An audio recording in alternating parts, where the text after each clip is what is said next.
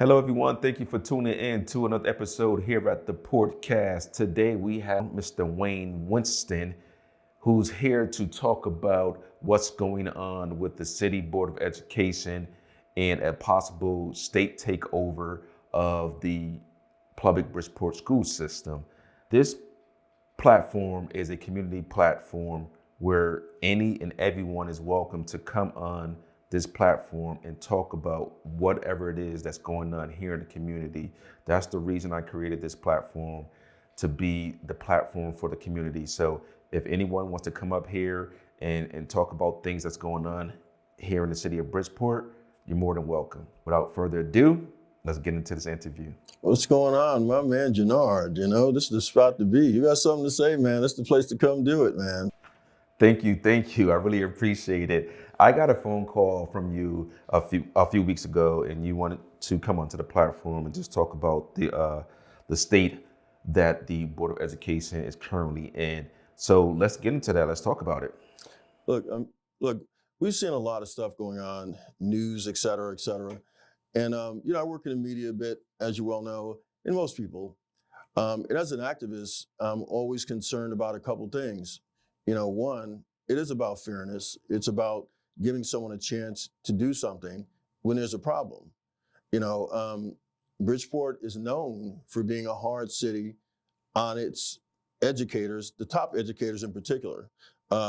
3 superintendents in the last 10 years, now 4. We have a crisis in this city, a crisis, an educational crisis. We have a roller coaster ride that's happening for the school to prison pipeline. I think as Black people, most of us know what that is, but it's the school to prison pipeline. What is that? It's historic, and you can look it up online, and those out there, please Google this, because, you do the forensics. School to prison pipeline just basically means the education level that you have in the 3rd grade is going to drastically affect your future in education. Now, years back didn't matter so much. We're not in that time anymore of our parents or even folks my age, your age. We're in a time where education is everything. You can hardly get a job at McDonald's if you don't have a high school diploma. So being in a position where you're being undereducated, that is a crisis. Last superintendent that was in, I got to know pretty well, because we had an interim. I think she did the best she could. But you hire a school superintendent to do a job, and that is to come in, take a look. You got to do the forensics. You got to see where you spend the money. You got to see where the weaknesses are and where the strengths are. You're going to look at all the tools that you have to work with. Usually people will come in and they'll bring the people with them that they need because it makes sense. They know what you're trying to achieve, et cetera, and you can trust them to get there. It's not a matter of someone not having enough smart people to go into the environment. It's a matter of bringing people that that can get you where you need to be to get the result. So you have a superintendent like Carmela Lovey-David, comes from Texas, and that's what his specialty is, working with schools that have challenges. School system she's in had somewhere around 200,000 kids. We've got 20,000 in Bridgeport. You think it'd be fairly simple. But you have, like anywhere, basic interests that are in place. And when you try to change something that's been a certain way, even if it's broken, that's how I think we got where we are. Because whenever you bring somebody in new and you don't understand where they are, you can feel some kind of way. But if you work in the real world like I have, when a new boss comes in, so to speak, or they bring someone in, even into your department to fix something, something's going to change. And they're going to be making decisions that you may not agree with. But the question is it going to fix that issue? And the company will make sure that they get that opportunity to do something about that. And then they can make a decision on it. If you're at the top of the food chain, when you come in, you're going to look at all the things you have, and then you're going to decide what you need to change. Well, when that happened here in Bridgeport, we know there's a lot of vested interests. There's a lot of different things that we were doing already. But we have a crisis because we have an absolute failing school system. Now, this didn't start before the superintendent got her. This isn't something that says, oh my God, I just want to hold her up because of whatever I may think of her as a person, as a professional, et cetera. This is what I saw and knew that I learned not just through knowing her, but through the forensics that are there. 90% of Bridgeport students in third grade cannot read. 90. That means 1 out of 10 of our kids can read at the proper school level. That's a crisis. 82% of them cannot read at their proper third grade level. That is a crisis. Now, if you don't think that's a crisis, and that's your kid that's in school, and it's public school, one reason that people move to cities is for the school system. Who'd want to move here?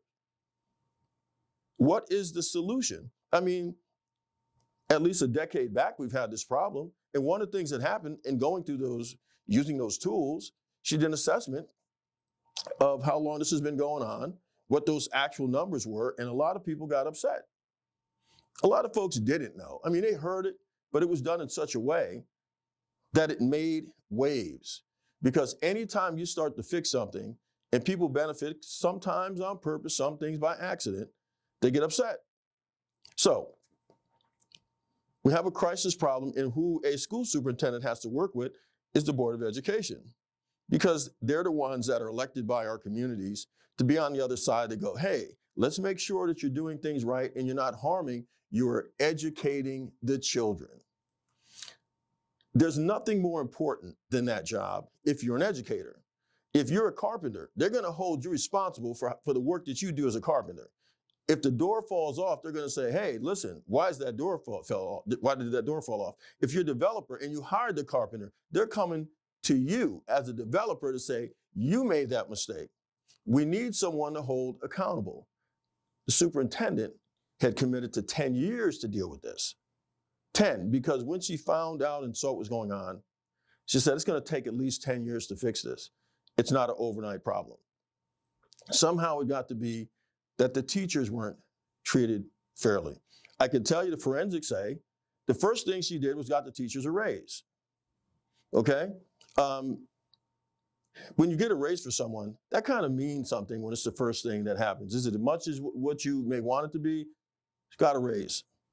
2, the curriculum has to be the problem, because the teacher's job is to teach the curriculum. Well, it turns out that we had many curriculums, that a lot of teachers had their own curriculums individually in their classrooms. Now, there's a standardized test that we have. Throughout Connecticut, most states have some type. If you have an individual curriculum, 20, 30, 40, 50 per school, maybe more, how do you measure the effectiveness? Clearly, it wasn't working. If it was, you wouldn't have a 90% and 82% failure rate. That's the thing that was appalling to me. And I'm waiting to hear and see what any of the answers were that said, we are going to fix this doing this.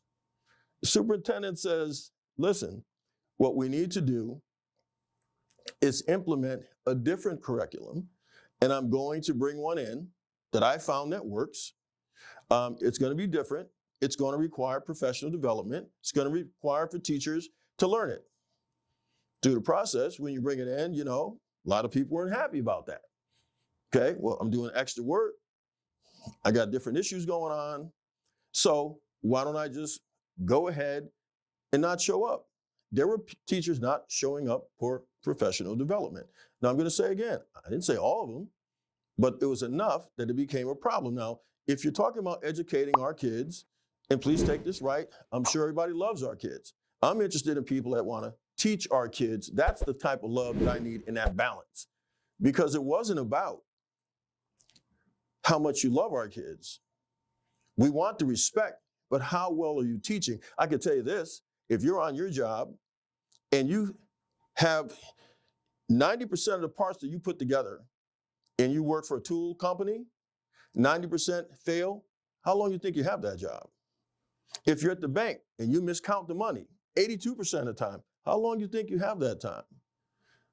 Teaching people is more complicated, and it's people, and it's a system. So when you bring the new system in and says, this is what you have to do, some people are just like, nope, I just don't want to do that, which creates a problem for the school system itself, because the actual thing that you could hold someone accountable for, because I want to hold the person who's accountable, whether it was Carmela Love You David or whoever it was, to say, how do you fix this once it's exposed and it's been going on for at least a decade and the numbers show it? So these aren't things that Wayne has made up. You can go to Bridgeport's, website, and absolutely, it's right there in black and white. During this whole thing, I didn't really hear anything that dealt with that beyond how we did procedures. When you go to Board of Education meetings, there's people saying, hey, wait a minute, that's not how we do things.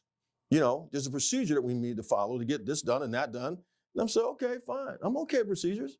But where's the thing that deals with how you're going to fix that education for these kids?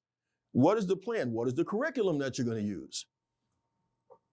The curriculum that was put forth was not able to be effective because it required additional hours. And the reason it required additional hours is it took time to learn.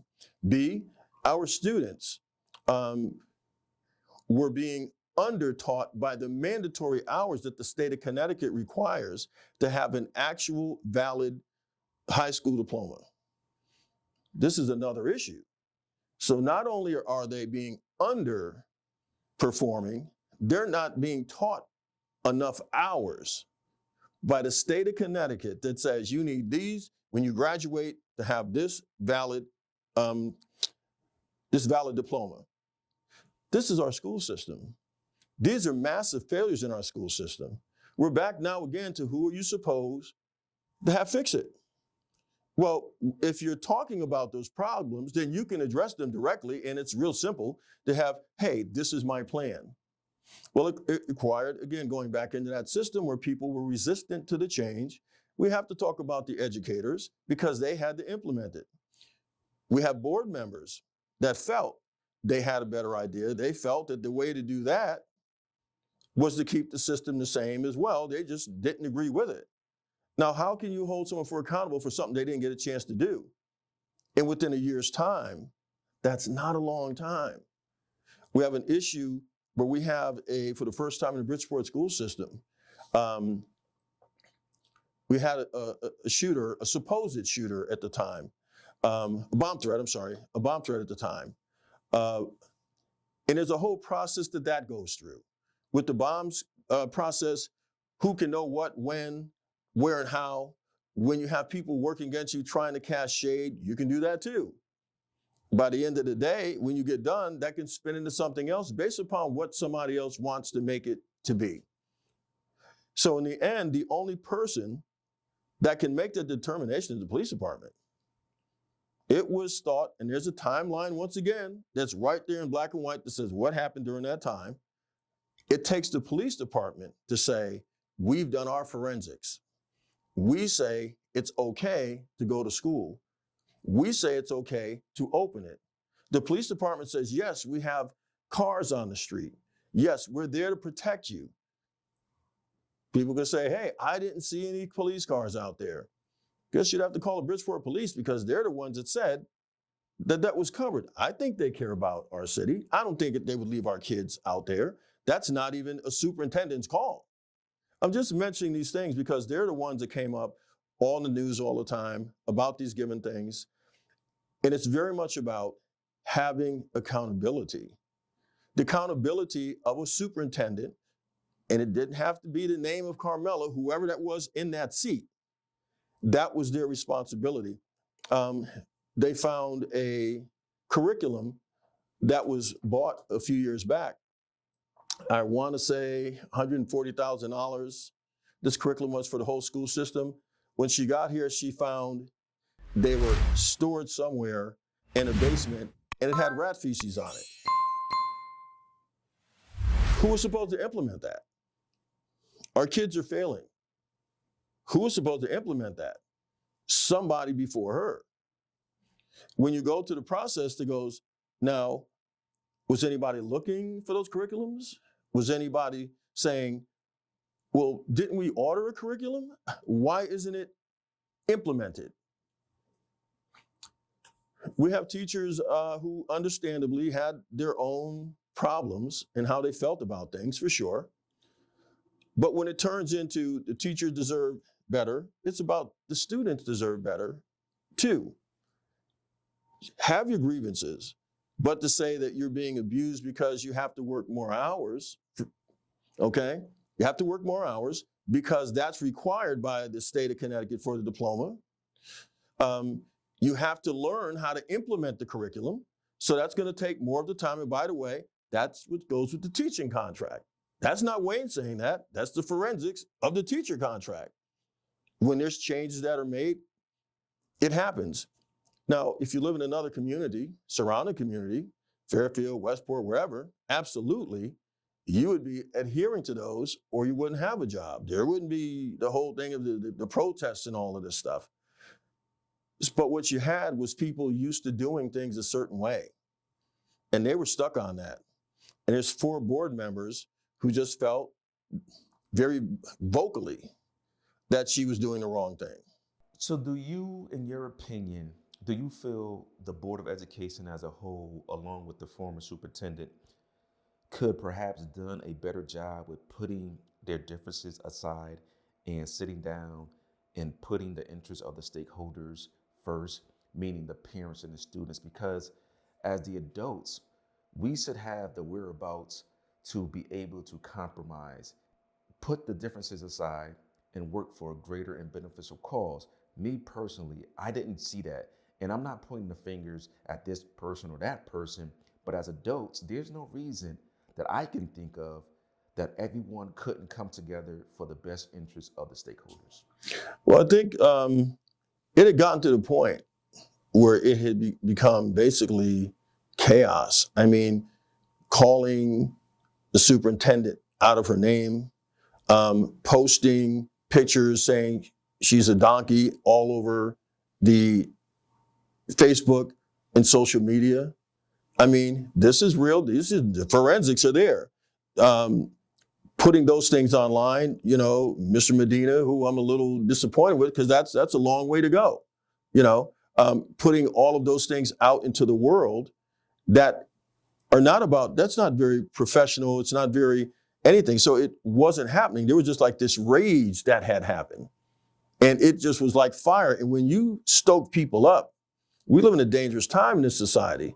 I saw people in those meetings that they were screaming. And when they got up there, they were giving them the what for, like they had personally hurt their individual family or they had some personal vendetta. And it wasn't about education. It was about, I hate you. It was that vibe.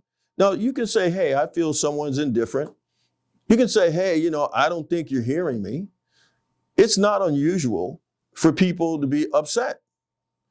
But this is at a whole nother level. And I went to meetings when we had the pandemic going on, and you had people going like the pandemic's fake and all this, and they were going bananas. This was beyond this. It was worked into such a frenzy. I was concerned about her life and Christine's life and a few others because I point them out because those are the ones that they put out front. I didn't put them out front, they did. So when you have the Traber and you have Medina and you got Sokolovitz, and they're making it their business to say, hey, listen, we will run you out of here. That's the forensics. There's video right from the school board. If you go look on it, it's there. I thought that was a lot. I think that was past professional courtesy. There's ways to disagree. And as adults, it's your job to figure out what the answer was. I didn't hear the answer on none of those things. Now, if somebody out there was at that meeting or saw something that dealt with that, please let me know, because that's not what happened when I was there. It was, we got to tell her off. Now, the other side is the quorum that happens when you go to a Board of Ed meeting. They can't speak anyway. Just like go to city council. When you have a public meeting, you can tell them how you feel. And they're there to listen. They don't respond because that's just the decorum thereof. Now, when the meeting is over, they can figure out, we'll reach out to that person, we'll get back to them in the next meeting. That's the way that it works. They can't and should not. Now, if you get somebody angry enough, yeah, they can, but that's really how it works. That's Robert's rules, and that's how things work. It appeared that the people, the more that they weren't answering, the angrier that they got. And that was a piece that should have been handled in a different way. So the failures of even controlling the crowds, it was a straight, I can only tell you the stomping of the feet. I get protests. I was at City Hall when you had the whole Palestinian-Israel thing going on. Even they had more decorum. So we're in an environment that's volatile with the school board against the school superintendent and the president because they felt that those two were working together for whatever subversive thing was going on. The only thing I could tell you is that in learning what was happening in the background, Carmela had reached out because she had actually got a connection to Robert Kubel from Kool and the Gang, because he has a nonprofit that raises money to gift instruments to school kids. Now, I know this happens because I happened to work with Mr. Bell, and I was the one who coordinated the whole thing. And it was not easy to get him to do this thing in New Jersey that he always did and allow us to do it in Connecticut. She was looking to build the music curriculum back because we don't have one.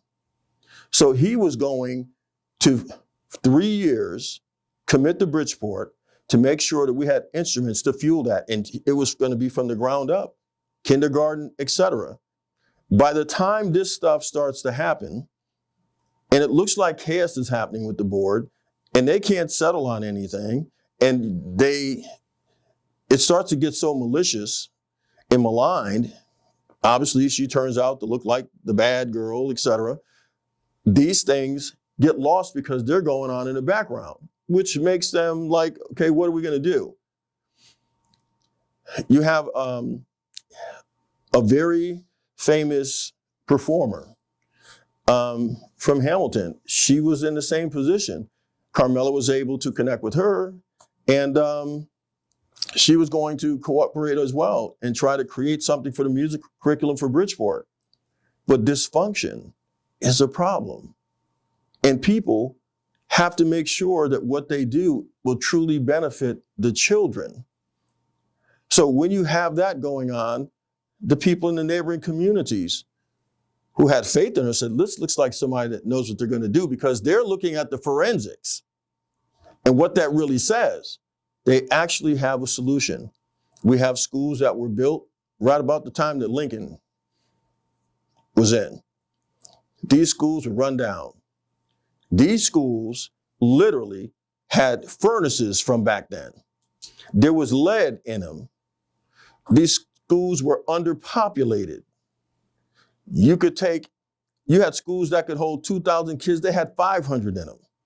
With the amount of money that it takes to run these schools, they may have a historic value to some people in the community, because even folks we know go like, that school was old when I was there. Yes, it was. When you have that and it goes, this is how we're going to have to fix this problem. And I'm like, what problem?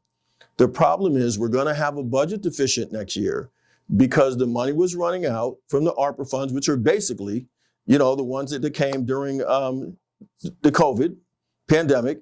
And so we're going to have to shift to pick that up. So if we can consolidate these schools, we can make that happen, because we'll save $3 million over here, $5 million over here. Some of these schools, just to run them, were $3 to $5 million. So when the budget deficit comes up now, and they're dealing with it now, oh my God, how'd that happen?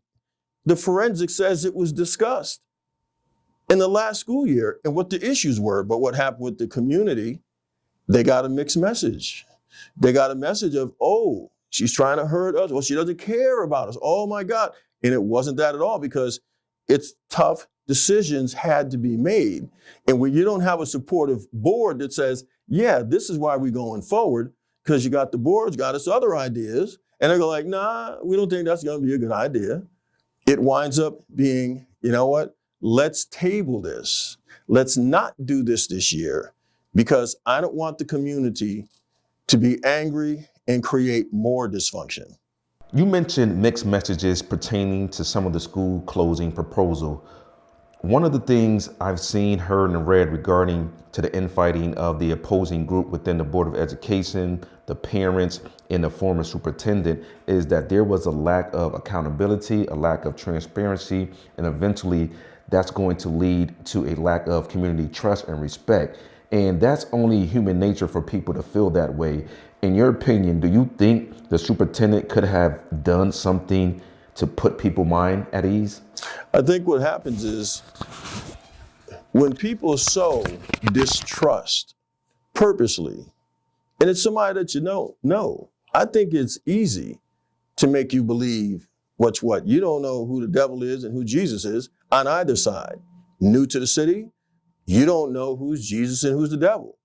On the other side, there are people that have vested interests already in Bridgeport with how it functions. So could we say, okay, communication could be better or different?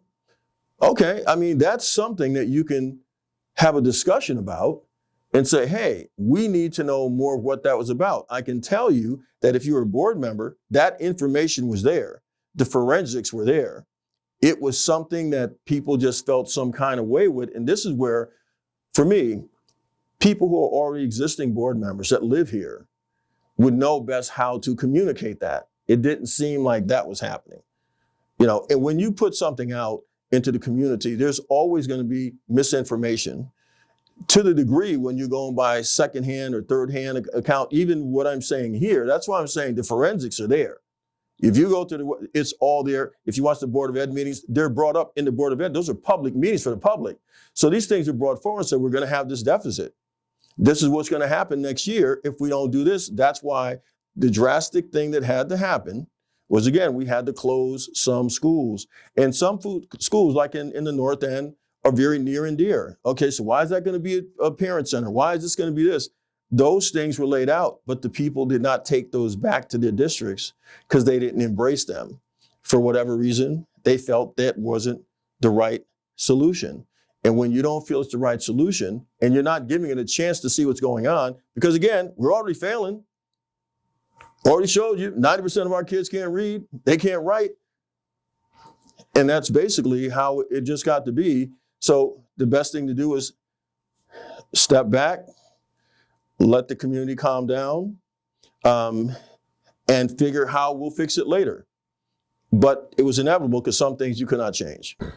So it's clear we may have a broken educational system here in the city of Bridgeport with a variety of issues and challenges, but they all can be fixed over a period of time. What part, if any, does the city or perhaps even the state plays a role to help reconcile these problems? Well, probably the most difficult thing is you're talking about a state takeover. State takeover takes a minute, but it also removes a lot of power from the city. It really says a lot when we can't figure this thing out. I mean, you've got a new school superintendent. There are people who have been laid off because the school board's dynamic was like, let's get rid of the people that the superintendent brought in. Let's get those salaries out of here. Like that was what the issue was. Let's get the salaries out of here. Well, those are the people that she brought in for English as a second language, which, by the way, is a large part of our school system, which we didn't have that functioning thing going on. There wasn't a active PTSO or parent teachers links going on in the city. Those were being worked on as well. That's the conduit to the parents. So there was a lot that had to be fixed before you could get this out even directly to the parents. Now, again, you could put it on the school board website. You could do all that stuff. But how many parents really do that? They trust the school system to make the decision that is needed to be made.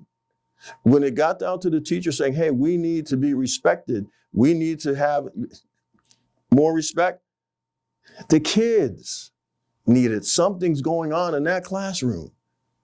A lot of those teachers, if you're a tenured teacher in Bridgeport, a lot of them are making over $100,000 a year. 100K plus. So if I've been teaching for 20, 30 years. Okay, I got you. But you know what's going on the other side? So how many of those kids were in your room? I don't know if you were a third grade teacher. I don't know if you're elementary or high school. But clearly, there's failing going on. Is your classroom the one that your students are excelling at their proper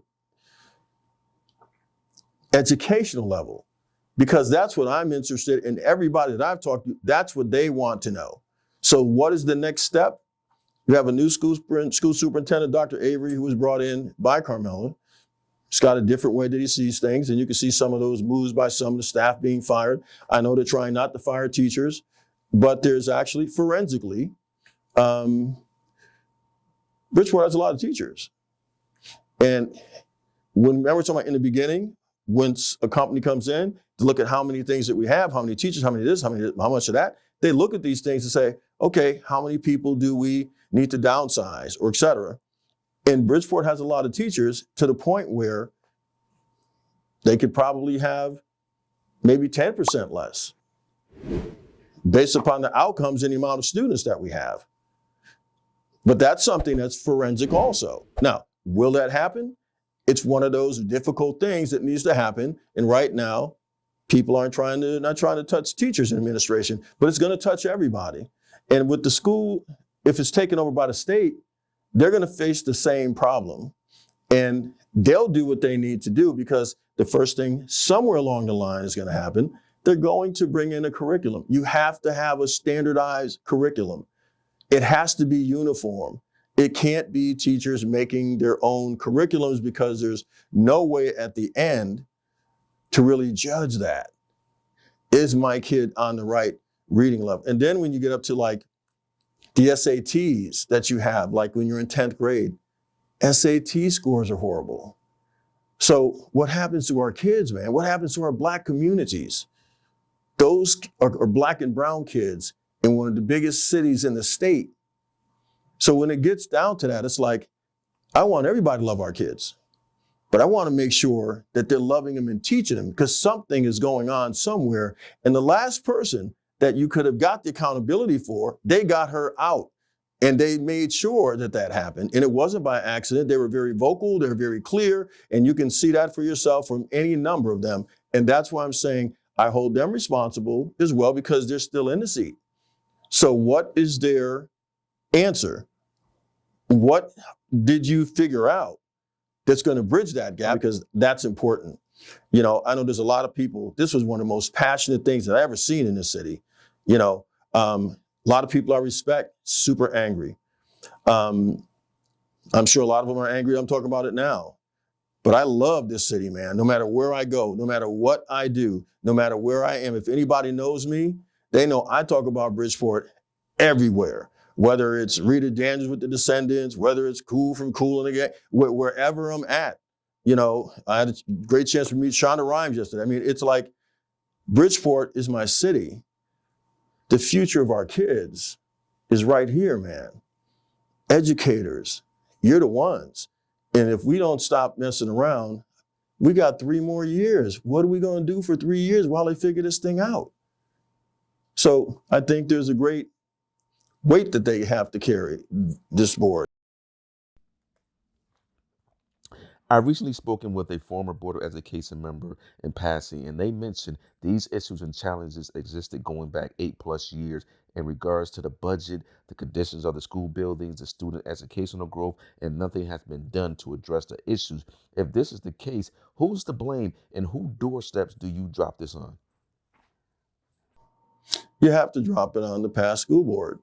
The school board's job as elected entities of the community, you're standing there for the kids.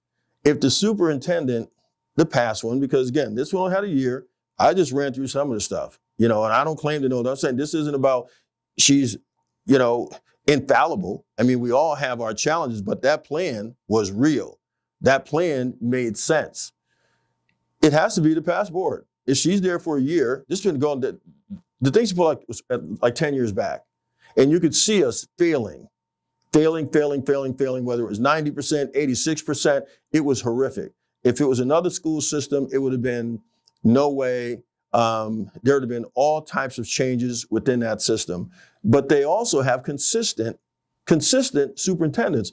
Bridgeport has a reputation outside of this city for getting rid of superintendents. Now, that's not by accident.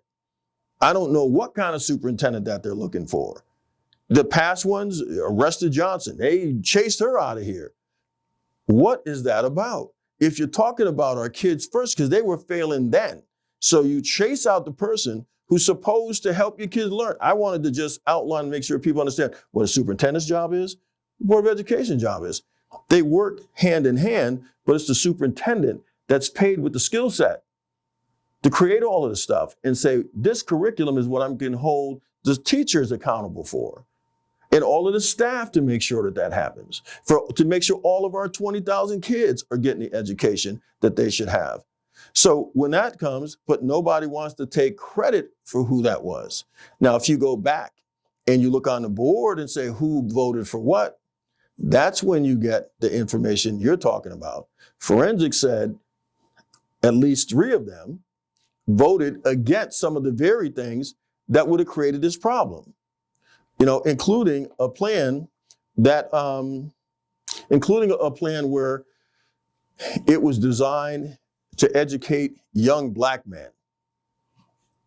And because they are our most vulnerable, as Black men, they go to the streets too soon because of a lack of jobs that are here. Let's be realistic. You graduate here in Bridgeport, where you're going to work at. We basically have a big gap in that. Without the education, you're not able to go up to Stanford, and get some of the jobs there, or New Haven and Yale, et cetera.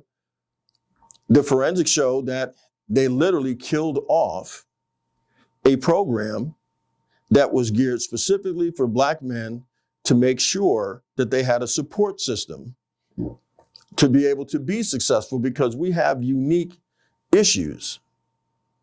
So I was very surprised to hear about that, and that also becomes one of those things that becomes board member. There's a couple of people that I'm sure will come on and talk after this and be more specific, who were on the board at that time and dealing with the school system at that time, that can give you specifics to that. So as an overview, I speak for what I've seen during these last couple of years. What my goal is to make sure that our Black kids are educated, that there has got to be an emergency plan, and the teachers have got to be ready to do whatever that is. We got the whole budget crisis, and what are we going to do about that? Well, it's not going to be enough if you laid off everybody in the staff there. It's not enough. And the tragic thing is, schools would have never taken 10, 15 years to get changed if we were in another district. You would never have a school that had lead in it. You would never have a school that had boilers from the 1800s. You would never have a school that would be underpopulated, because they would have dealt with that a long time ago or built new ones. And let me finish with this. One of the first problems that happened this year when Harding opened was that they became over capacity. Now, how does that happen? Isn't Harding a new school? Built what, maybe 5, 6 years ago? They built it for the same capacity as the old one. Forensically, you're supposed to build it for the capacity of at least a 10-year projection of people who move in the city, the progress. There's all forensics for this stuff. It's not random. Bassick High School, down on the south end, is going to have the same problem, and they open next year.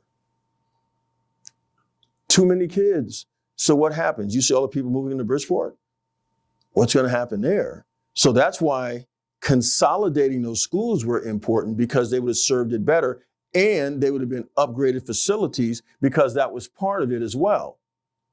But right now, who built schools that are under capacity? Who approved that? When they looked at the stuff, they didn't. Aren't you supposed to read that stuff? Aren't you supposed to know what that is? In a brand new school, no swimming pools. Superintendent was like, we need swimming pools. I want our kids to be able to compete against our neighbors. Why? There's scholarships in that. There's big money in that. Why don't we have swimming pools? We're building brand new schools, quote, state of the art, but we can't even compete against our neighbors in Monroe or Trumbull because who approved that? Wasn't her.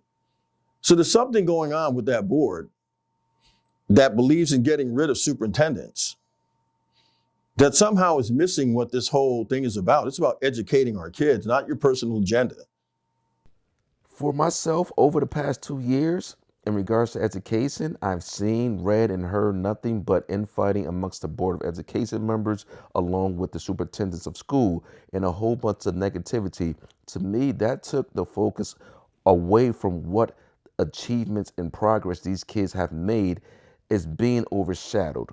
What outcome would you like to see come about to benefit these kids?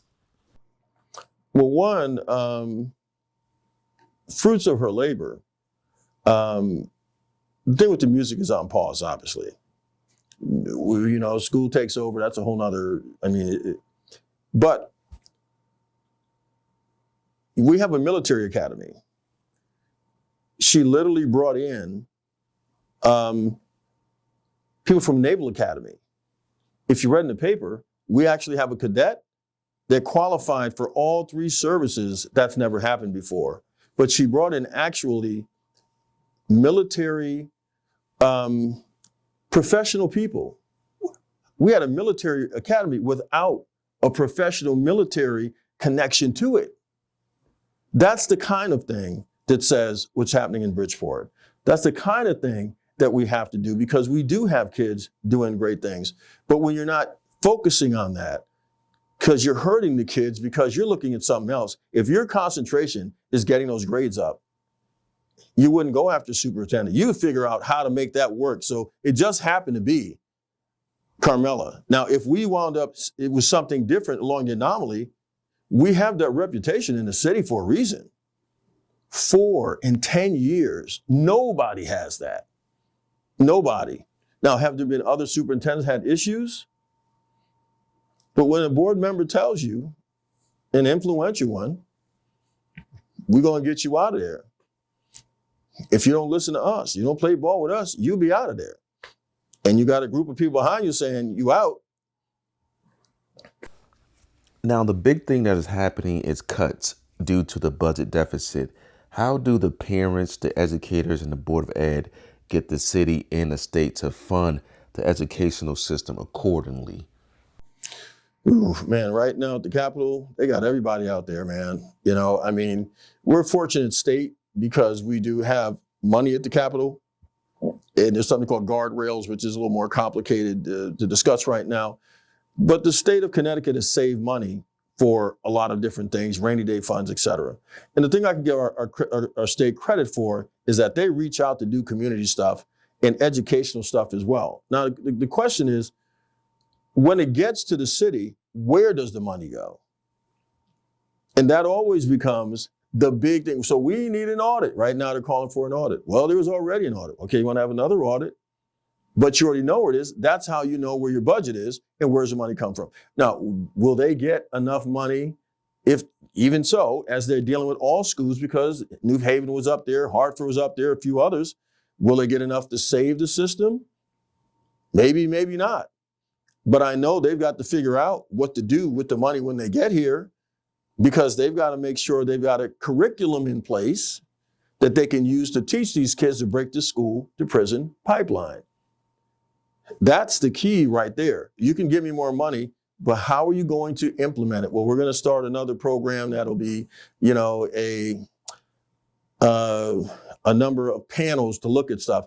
My God, if we haven't done that by now, what new panel could there be that we didn't look for during all of this time? But if that's what it takes, so be it, because our kids are suffering. And that's what I wanted to make clear. It's about the kids that deserve better. The teachers, please continue to teach. Do what you got to do. But understand, it's going to take a little more elbow grease. And if it requires more drastic things that you haven't done, then that's what it takes. In another school system, they change the curriculum, the teachers stay or they don't. And the teachers, we had teachers that were threatening also, we're going to leave the district If we have to do these things, we're going to leave the district. Now, again, that's not me saying it. The forensics are there. They're right in the news and right on in public places saying it. Everybody that I'm talking about said these things in public. So that it's not anything that you can't see or find for yourself. That's how sure that they were about what it was that they did. So again, I do not disagree that there are teachers who love our kids. The question is, if you're measuring performance by how well the kids are learning, we're failing. And I need more of that. The city needs more of that. The schools need more of that. The parents need more of that, because they are trusting this Board of Education to do this for them. And there you have it. Thank you, Wayne, for taking time out your busy schedule to come here on this platform and share with us your thoughts, your views, and your opinions. As I mentioned, this is a community platform. Everyone is welcome to come on here and talk about things that's going on here in the city of Bridgeport. Once again, Wayne, thank you. Have a great day. Man, listen, I appreciate your show. Being able to tell the truth, because in media you get a soundbite like 30 minutes or something. Excuse me, 30 seconds. It frustrates people. You know, being able to have a forum like this, whether they agree with me or you or whatever, I mean, this is gold right here. You know, wonderfully produced. And I have to say this to you because you could do things different. You could be doing something else. So the Portcast is local. We should be supporting the Portcast. Even some of those grants and those other things that are out there, you know, keep these guys are on your list. And I want the city people of Bridgeport to be encouraged, but know they're going to have to fight, you know, to make sure that this happens. You got to tell the school system what's the plan to educate my kids. Parents, if you listen, tell them, ask them, how are you going to educate my kids? How are you going to fix this? Because if you got one kid in, you got two kids in, you got three kids, they're all in the same place, man. And we can't lose another generation to the streets. And that's what my battle is.